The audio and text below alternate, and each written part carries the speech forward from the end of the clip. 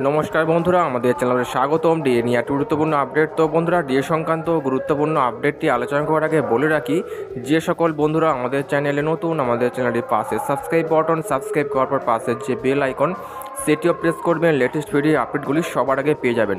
দেখে নেব আজকে ডিএ সংক্রান্ত গুরুত্বপূর্ণ আপডেটটি। আমরা সমস্ত রকম দলীয় রাজনীতির ছাতার বাইরে বেরিয়ে এসে আমরা ঐক্যবদ্ধ হয়েছি। আরামবাগে গত 7 তারিখে আপনাদের এখানকার এক বাঘের ছাল পরে থাকা এক বিপ্লবী মানুষ, আদবে যিনি বাঘ নন আর কি, তিনি বাঘের ছাল পরে আছে সেটা বললাম না, তিনি হত্যা করেছিলেন। সংখ্যাতে তারা বেশি ছিলেন না, খুব বেশি হলে 15 জন ছিলেন।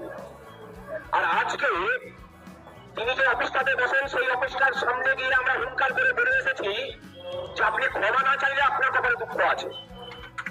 এটা কখন জানাচ্ছি? যখন তার দলের সরকার এই রাজ্যে ক্ষমতাটাকে চালাচ্ছে। আমরা তো করে বলতে পারছি, তিনি তো দুর্দণ্ড প্রতাপ নেতা।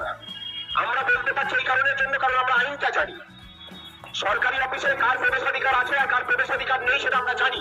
সরকারি অফিসের বাপের সম্পত্তি নয়। যেভাবে বিগত 13 বছর ধরে যে আপনি বার্ধক্য ভাতা পাচ্ছেন আমি দিচ্ছি, আপনি বিধবা ভাতা পাচ্ছেন আমি দিচ্ছি, আপনি কন্যাশ্রী পাচ্ছেন আমি দিচ্ছি। কোথায়? পশ্চিমবঙ্গটা আপনার বাপের জাগিরদারি নয়। আমাদের বিরুদ্ধে সরকার কিছু করতে পারে না কেন? তার কারণ আমরা সমস্ত রকম। তো বন্ধুরা, এই ছিল ডিএ সংক্রান্ত গুরুত্বপূর্ণ আপডেট। কেমন লাগলো কমেন্ট করবেন, লাইক করতে ভুলবেন না। ডিএ সংক্রান্ত পরবর্তী আপডেট পাওয়ার জন্য আমাদের চ্যানেলটিকে সাবস্ক্রাইব করে রাখবেন। থ্যাংক ইউ বন্ধুরা ভিডিওটি দেখার জন্য।